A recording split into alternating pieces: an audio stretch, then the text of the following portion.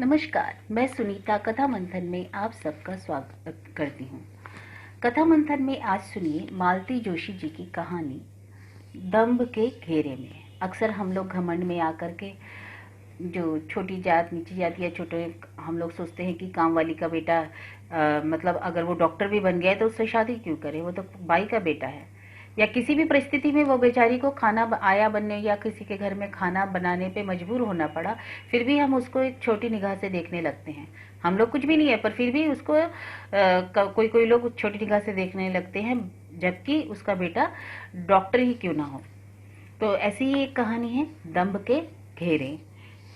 और दोस्तों, मेरा नया चैनल, मेरे व्लॉग्स, इंडियन यूट्यूबर सुनीता की किस्से कहानियाँ जरूर सुनिए, देखिए और वहाँ जाकर आप प्लीज़ सब्सक्राइब भी कर दीजिए।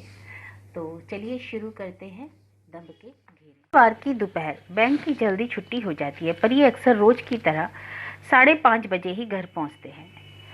शहर में रहने वाली दीदी के यहाँ जाने के लिए शनिवार ही सूट करता।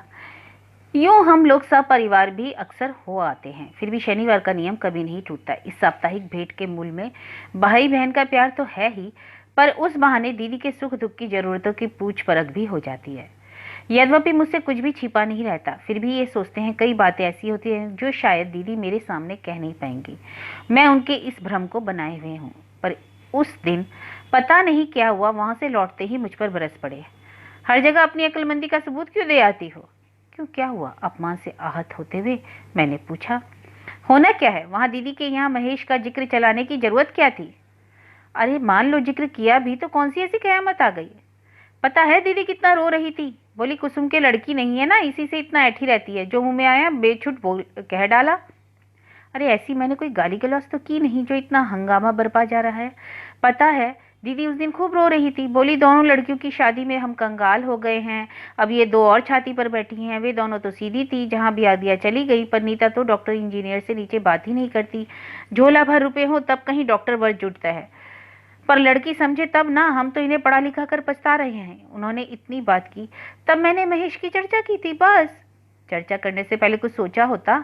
सोचना क्या है, ब्राह्मण का लड़का है, एमएस कर चुका है, अच्छी नौकरी है, कोई जिम्मेदारी नहीं, घर में बस एक माँ है। माँ? और वह माँ कभी तुम्हारे यहाँ खाना बनाया करती थी। अरे तो क्या हुआ, मुसीबत किस पर नहीं आती? एक अनपढ़ बेसहारा औरत, और कर ही क्या सकती थी? कोई चोरी चकारी तो नहीं की उसने। मेहनत मजदूरी करके बच्चे को इस योग्य बनाया है।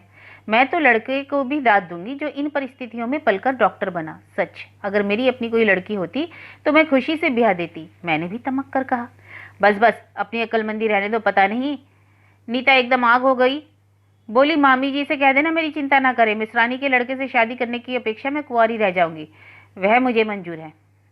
रहे कुंवारी मेरी बला से, हमें क्या करना, मैंने कहा और बात समाप्त कर दी। सच, दीदी पर गुस्सा आ रहा था। जब भी मिलती हैं लड़कियों का रोना लेकर बैठ जाती हैं। सीता गीता की शादी में सब सुहाग कर बैठी हैं, दो फिर भी बाकी हैं। छोटे कुलदीपक अभी हाई स्कूल में है, पता नहीं वे कब कमाएंगे, कब कमा कर लाएंगे। लड़कियां तो अब तब तक बूढ़ी हो जाएंगी। छोटी रीता तो फिर भी अभी बीएससी कर रही है, पर नीता तो कब से एमए कर चुकी है। बीएड किए भी दूसरा साल चल रहा है, कहीं जुगाड़ ही नहीं बैठ रहा। सरकारी नौकरी अव्वल तो मिलती नहीं, और मिलती भी है तो दूर दराज गांव देहात में जाना पड़ता है। इसलिए एक प्राइवेट स्कूल में पढ़ा रही है, जहां 250 पर दस्तखत करवाते हैं और 150 पकड़ाते हैं।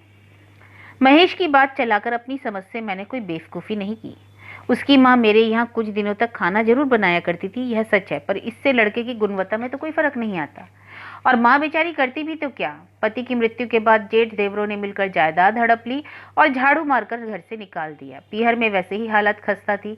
विधवा ननद और भांजे को देखकर भाभियों के तेवर ही बदल गए। काकी लेकिन हिम्मत वाली थी, किसी दूर के रिश्तेदार का सहारा लेकर शहर आई तो फिर पलटकर गांव की ओर नहीं देखा। मेरे लिए तो वह जैसे भगवान बनकर ही आई थी। विनय के समय बीमारियों ने मुझे ऐसा जकड़ा कि 6 महीने में खाट से उठ नहीं पाई। नन्हे अजय अभय अनाथ से यहाँ वहाँ घूमते रहते। दीदी आ जाती थी, कभी उनकी लड़कियां रह जाती, पर आखिर कोई कितने दिन अपनी गृहस्थी, अपनी पढ़ाई छोड़कर मेरे पास रह जाता। काकी मेरे भाग्य से ही उन दिनों शहर आई थी। उनके वे रिश्तेदार हमारे ही मोहल्ले में रहते थे। अपना एक कमरा उन्होंने माँ बेटे के लिए खाली कर दिया था। आजीविका उन्हें अपनी तलाश नहीं थी, काम की तलाश में ही वह मेरे घर आई थी। फिर जैसे इस घर की होकर ही रह गई। मुझ पर तो उनके असंख्य उपकार हैं। मेरे अजय अभय को उन्होंने ही पाला है। बीमारी में उन्होंने मेरी जैसी सेवा की वैसी बस माँ ही कर सकती है। विनय कुछ बड़ा हो गया तो मैंने फिर अपनी गृहस्थी संभाल ली। किसी परिचित से कह सुनकर इन्होंने काकी को नारी कल्याण में भी लगवा दिया था,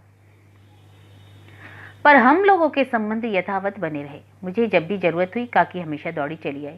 महेश तो जैसे इस घर का ही बच्चा था, इसी घर में बैठकर उसने अपनी पढ़ाई की है। उससे कुछ ऐसी ममता हो गई थी, उसकी फीस, पुस्तकें और कभी कभार कपड़े यहीं से जाते थे। वैसे भी लड़का जहीन था, हमेशा स्कॉलरशिप पाता रहा, फिर भी काकी हमारे ऋण को कबूलती है। जब भी कोई बच्चे की तारीफ करेगा तो यही कहेंगी, भैया मैंने तो जन्म भर दिया है, असली माँ बाप तो यही हैं। अब तो महेश की नौकरी लग गई। 4-5 साल से काकी घर में बैठकर भगवत भजन कर रही है। फिर भी कहीं से रिश्ते की बात आती है तो भागी भागी मेरे पास आती है, दुल्हन तुम ही जरा ठीक ठाक से देख लो, मैं गंवार क्या जानूं। मैं कहती हूँ महेश से तो पूछो ना, आखिर शादी उसे करनी है। महेश से बात करने पर वह कहता, भाभी मेरी तो बस एक ही शर्त है, तुम जिसे कहोगी ब्याह लूंगा, बस वह मेरी माँ का अनादर ना करे, इससे अधिक मुझे और कुछ ना चाहिए। मुझे विश्वास था कि वह मेरी बात नहीं टालेगा, इसलिए हिम्मत करके उस दिन दीदी के यहाँ बात चलाई थी। पर सब उलट पलट हो गया। मेरी ही जान सांसत में पड़ गई। मन इतना खट्टा हो गया कि अगले कई दिनों तक, बल्कि महीनों तक मैंने दीदी के घर पाँव नहीं दिया। ये बस जाते रहे। इन्होंने ही आकर एक दिन खबर दी, नीता की शादी तय गई। अच्छा, कहाँ हुई? यहीं भोपाल में। लड़का क्या करता है? वल्लभ भवन में। वहाँ क्या है? बाबू है। ये बेवजह चिढ़ गए। अरे, उसके सपने तो बड़े ऊंचे हुआ करते थे। मैंने भी चिकौटी ली। ऊंचे सपने कौन नहीं देखता। ये बिना बात मुझ पर बरस पड़े। पर उन सपनों की कीमत चुकाने लायक पैसे भी तो हो जेब में। समझती कुछ हो नहीं, बस शुरू हो जाती हूँ। फिर एक बार भात जुटाने का चक्कर शुरू हो गया। 5 बहनों में अकेले भाई। 1 साल भी खाली नहीं जाता, कहीं ना कहीं जाना ही पड़ता है। बड़ी हसरत से कोई प्लान बनाते, पर उसकी स्याही सूखती भी नहीं और किसी बहन के यहाँ से निमंत्रण आ जाता। सारे अरमान मन में ही रह जाते। आय के सारे स्रोतों से खुरच खुरच कर पैसा जोड़ते और सामान लेकर शादी में पहुंचते, पर बहनों के मुंह हमेशा फूले ही रहते। पता नहीं उनकी अपेक्षाएं कहाँ खत्म होती हैं। भाई की मोटी तनख्वाह तो सबको याद रहती है, पर उसकी जेब में लगे अनगिनत छेदों की बात शायद सब जानबूझकर भूल जाती हैं। उस माहौल में मैं अकारण अपराध बोध से भर उठती हूँ। विनय तो अभी छोटा है, पर अजय अभय तो इस सालाना प्रोग्राम से इतने उब चुके हैं कि उन्होंने साथ जाना ही छोड़ दिया। बड़ी दीदी के यहाँ कोई शादी होती है तो परेशानी और भी बढ़ जाती है। भात तो खैर देना ही पड़ता है, पर शहर का मामला होने से दूसरे 100 खर्चे चुपचाप लग जाते हैं। आधे मेहमान यहीं रुकते हैं। बहनें शादी के बहाने आती हैं, पर मेहमानदारी भाई के यहाँ होती है। काम के लिए सुबह शाम चक्कर लगाना पड़ता है, तो पेट्रोल का खर्च दुगना। हम लोगों ने रविवार का सदुपयोग किया और 1,500-2 हजार फूंक कर सामान ले आए। अभी उनके रैपर्स खुले भी नहीं थे कि दीपक साइकिल पर भागा भागा आया। अम्मा ने कहा है, हम लोग डाइनिंग टेबल नहीं ले पाए हैं, आप लोग और कुछ ना दे, बस वही भर दें। इतनी कोफ्त हुई। यह वक्त है कहलाने का। रोज सुबह शाम चक्कर लग रहे हैं। कल तो कहकर आए थे कि रविवार को शॉपिंग करनी है, तब कह देती तो क्या बिगड़ जाता। अब क्या लौटाते हम। साड़ियाँ भले ही दुकानदार ले लेता, पर उसके बदले तो कुछ तो लेना ही पड़ता, और कटे हुए पीसेस कौन वापस लेगा। खैर, फिर भी डाइनिंग टेबल तो लेनी ही थी। दीदी ने खुद कहलवाया है, मना कैसे कर देते। इसके बाद भी बात नहीं बनी। दीदी की जेठानी रूठी रही कि उनके लिए साड़ी नहीं आई। दीदी कहती रही कि हमारी वाली दे दो, पर यह नहीं कहा कि खुद हमने ही कपड़ों के लिए मना करवाया था। नीता को सनमाइका का डिजाइन पसंद नहीं आया। दीपक ने पॉलिएस्टर शर्ट पीस की आशा की थी। टी-शर्ट पाकर उसने भी बुरा सा मुंह बनाया। बस सबके चेहरे पढ़कर मेरठ वाली दीदी बोली, अकेला बेचारा फिर भी जैसे तैसे कर तो देता है, माँ जाए का फर्ज तो निभाता है। यानी यह केवल फर्ज अदायगी हुई, जैसे तैसे करना हुआ। मेरा तो खून खौल उठा।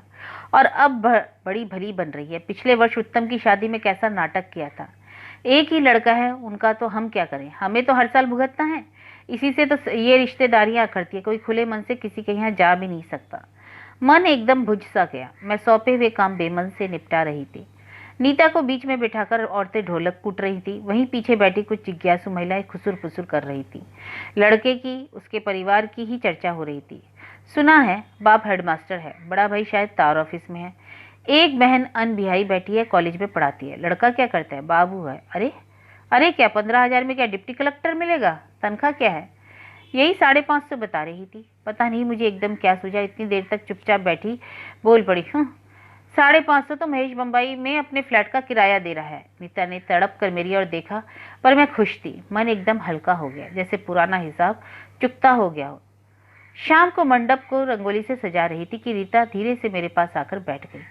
मामी जी, एक बात कहनी थी। उसका स्वर बुरी तरह कांप रहा था। मैं समझ गई, रात के लिए साड़ी मांग रही होगी। शहर में रहने से यही तो होता है, चाहे कॉलेज में गैदरिंग हो या सहेली की शादी, सबको साड़ियाँ चाहिए, जैसे मामी जी ने दुकान खोल रखी है। मैं तो समझ गई थी, फिर भी अनजान बनते हुए पूछा, कहो क्या बात है, आप किसी से कहेंगी तो नहीं ना? फिर भी वह चुप रही और जमीन पर काल्पनिक अल्पना बनाती रही। जब मैंने टोका तो उसने अपना साहस बटोर कर कहा, मामी जी, मैं नीता दीदी की तरह गोरी तो नहीं हूँ, पर आपके महेश यदि मुझे पसंद कर सके तो। लेकिन बेटे, मामी जी, मैं इस सवाल से तंग आ गई हूँ। 2 साल बाद पापा फिर मेरे लिए भटकना शुरू कर देंगे। लड़कों के भाव तो दिन पर दिन बढ़ते ही जा रहे हैं। मेरी शादी के बाद तो गुड्डू के लिए घर में कानी कौड़ी भी नहीं बचेगी। वह मेरा इकलौता भाई है। मामी जी, मैं चाहती हूँ वह खूब पढ़े, इंजीनियर बने, उसे खूब बड़ा आदमी बनना है। मैं अपने हिस्से के सारे रुपए उसके नाम कर दूंगी। कांपते सुर में बड़ी मुश्किल से अपनी बात कह पाई और बात करते ही भाग खड़ी हुई। शायद इतनी बड़ी बात कहने के बाद उसे वहां बैठना अच्छा नहीं लगा होगा। पर पर वह कुछ देर रुकती तो मुझे शायद कहने का मौका देती। तो मैं कहती, रीता, तूने बहन बहुत देर कर दी बेटे। यह हिम्मत थोड़े पहले जुटा लेती तो। महेश की पिछले हफ्ते ही सगाई हो चुकी है। इतना लायक लड़का मुफ्त में मिलने लगे तो कोई छोड़ेगा भला? सभी लड़कियां नीता जैसी बेवकूफ तो नहीं होती।